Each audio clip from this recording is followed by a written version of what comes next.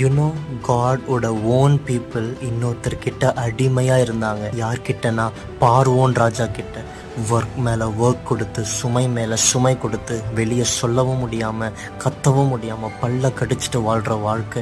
அவங்க அழுக்குறலை கேட்ட தேவன் அவர் சார்ஜ் எடுக்கிறாரு. இனிமேல் பார்வோன் இல்லை, நான் தான் அவங்களுக்கு கர்த்தர் அப்படின்னு அவங்கள காப்பாற்றி வெளியே கொண்டு வரார். இப்போ இவங்களை எதிர்த்து அமலேக் அப்படின்னு சொல்லப்படுகிற நாட்டு மக்கள் யுத்தத்திற்கு வராங்க. பட் அவங்களுக்கு தெரியல இப்போ இவங்களுடைய கர்த்தர் தேவன்னு சொல்லி காட் அவங்கள சிதறடிச்சிருவாரு.